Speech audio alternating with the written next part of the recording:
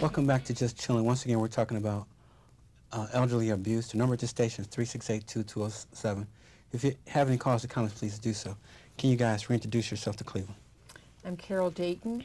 I'm the Chief over Adult Protective Services for the county with Cuyahoga County's Department of Senior and Adult Services. And the gentleman next to you? And I'm Terry Hockenstead. I'm a professor at Case Western Reserve University in the Mandel School of Applied Social Sciences, and I also am the incoming chair of the Advisory Council for the Department of Senior and Adult Services.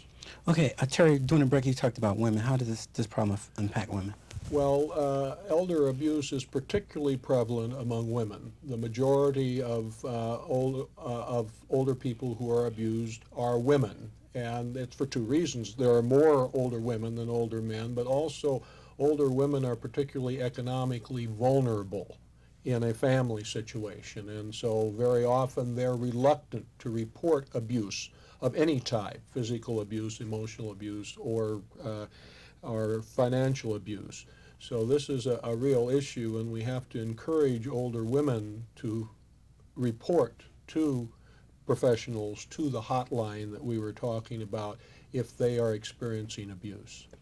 Okay, let's do this. What does your agency and the council do to impact on this problem? We have a staff of 50 people in Adult Protective Services. That staff serves at any given moment today, for example, approximately 650 to 700 clients.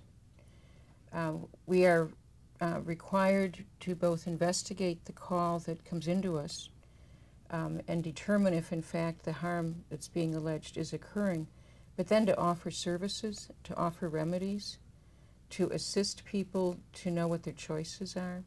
The older woman Terry refers to, who is probably very afraid that she will lose her independence. People are very afraid that they will have to leave their home. And a lot of what our work is to help stabilize the situation, get whatever help is needed into the home, to keep people as independent as possible. One of the things I want to mention, because it's so central to what we do, is that, I talked about helping people know their options. People who have a clear mental alertness, they understand their risks, they can look at their situation and hear their choices, they have the right to stay at risk of harm if they choose to. It's very different from child abuse law, where the understanding in law and in public policy is that that child is not an independent decision maker. Nobody expects the kid to figure out the choices and to know that there are safe places.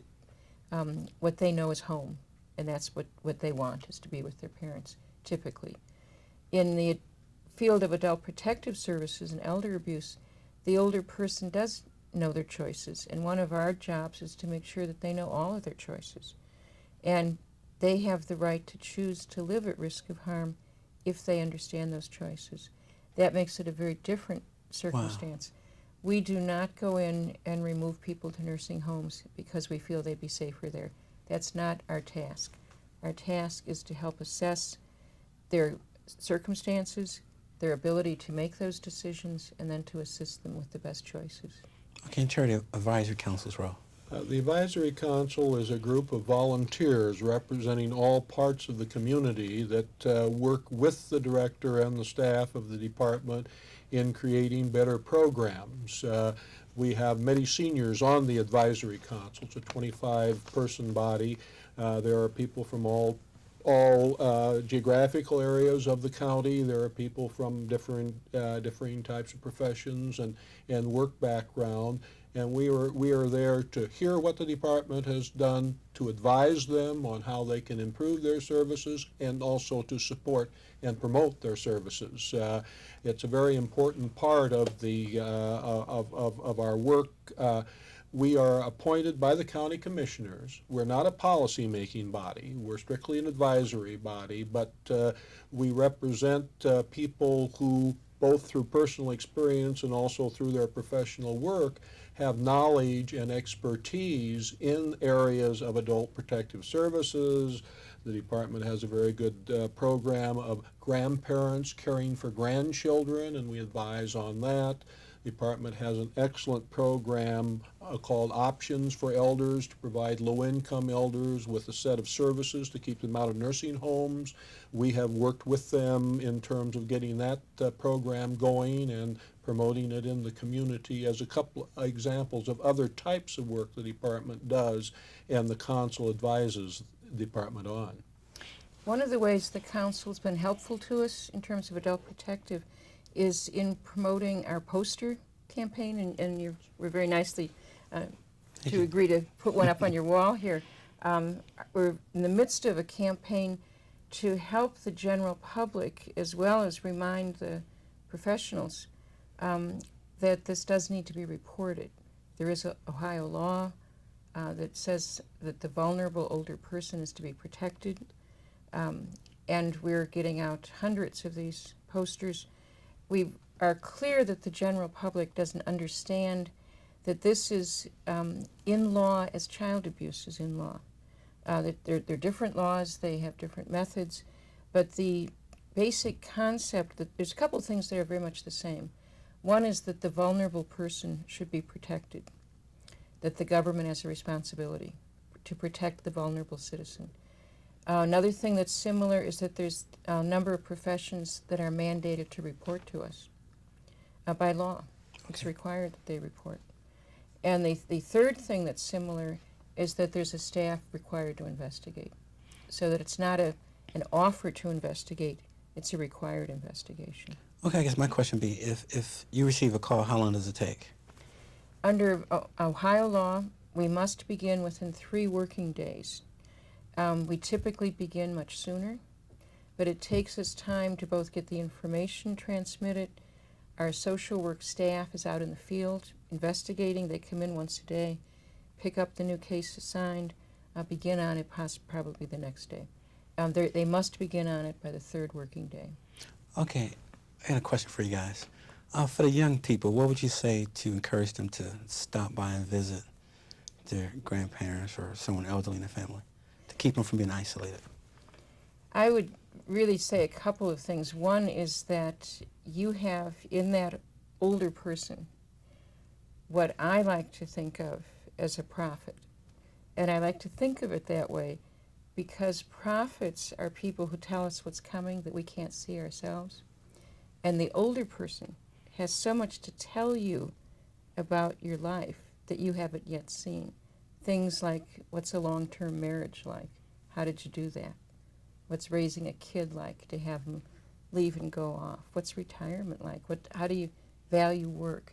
You have just an enormous amount to learn from an older person. And in your learning from them, you're preventing the isolation that is their greatest risk. I think isolation is more dangerous than almost any health problem.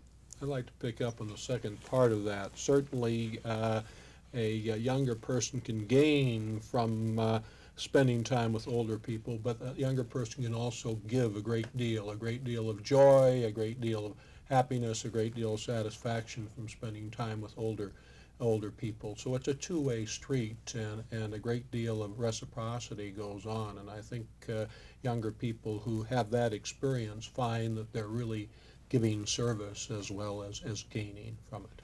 Okay, in closing, a phone number and a word of hope. Phone number for us to call with suspicions. You don't need evidence of harm.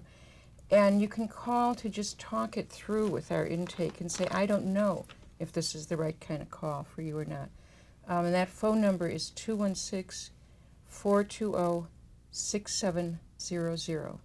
And the word of hope that I would give is that the staff is dedicated to respecting the rights of that older person. Okay, and Terry?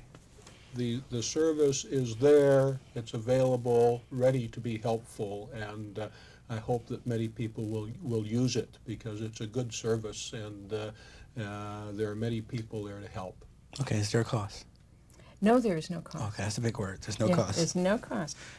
We're a public function, and we're there to serve. Okay, once again, I'd like to thank my guests for being with us tonight. Just Chillin is a joint production of the City of Cleveland Health Department, WRUW-FM in the Cleveland Treatment Center. Thanks to Harold and Chris for the outstanding technical assistance. Stay tuned for In Blue coming your way next. Thank you and peace. Thank you.